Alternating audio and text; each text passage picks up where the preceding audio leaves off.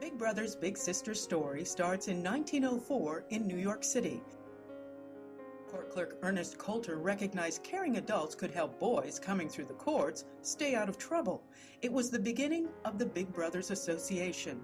Around the same time, a group called Ladies of Charity began befriending girls who came through the court system. Their work became Catholic Big Sisters and later Big Sisters International. In 1984, the organization made 230 North 13th Street in Philadelphia its national headquarters. The following year, Tom McKenna became Big Brothers Big Sisters of America's executive director. McKenna, his staff, and national board helped the Philadelphia-based national organization build a foundation for what has become America's premier nationwide evidence-based youth mentoring organization. In 1992, Public-Private Ventures researchers Joseph Tierney and Gene Grossman embarked on what would become a landmark study to gauge the impact of Big Brothers Big Sisters community-based mentoring. The result, Making a Difference, an impact study of Big Brothers Big Sisters, was published in 1995. Here was BBBSA opening itself up and trusting that whatever the research findings, its tremendous organizational traditions, its can-do culture, would translate them into timely and practical performance-enhancing insights that benefit the children who are your reason for being. Since I have a big brother, I am 27% less likely to start drinking. I'm 52% less likely to skip school. I'll be less likely to lie to my parents. The outcome study brought new awareness and credibility to Big Brothers Big Sisters, so much so that in 1997, President Bill Clinton held a national volunteer summit in Philadelphia with Big Brothers Big Sisters playing a key role.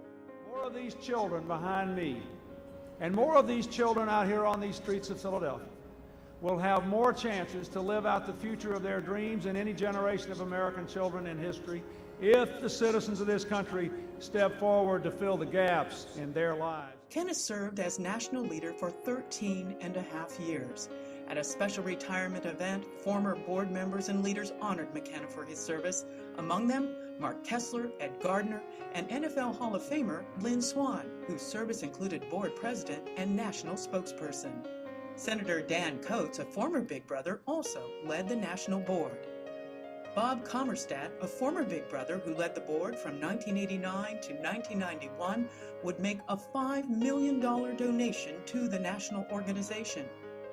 A few years after Commerstadt's death in 2002, his wife Lila made a $3.9 million gift to help the organization find a new national headquarters facility.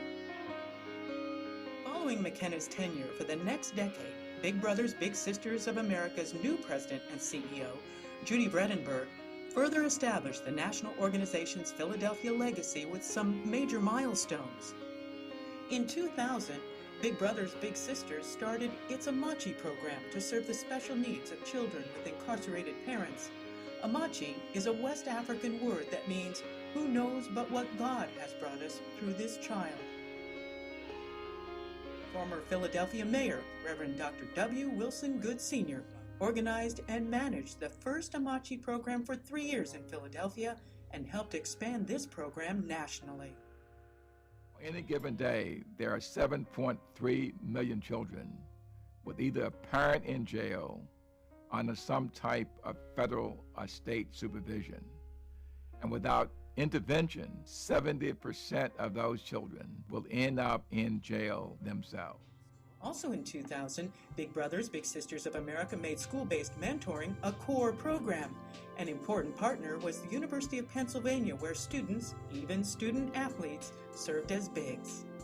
Then, in 2007, Public-Private Ventures released the first study looking at school-based mentoring outcomes, bringing to light insights leading the organization to make key changes to help increase the average length of school and site-based mentoring matches. 1 year later, Big Brothers Big Sisters Southeastern Pennsylvania teamed with Comcast to invite students from Philadelphia's Fairhill Elementary School to its corporate headquarters. The Philadelphia-based Big Brothers Big Sisters agency matched the student littles in one-to-one mentoring relationships with Comcast employee bigs.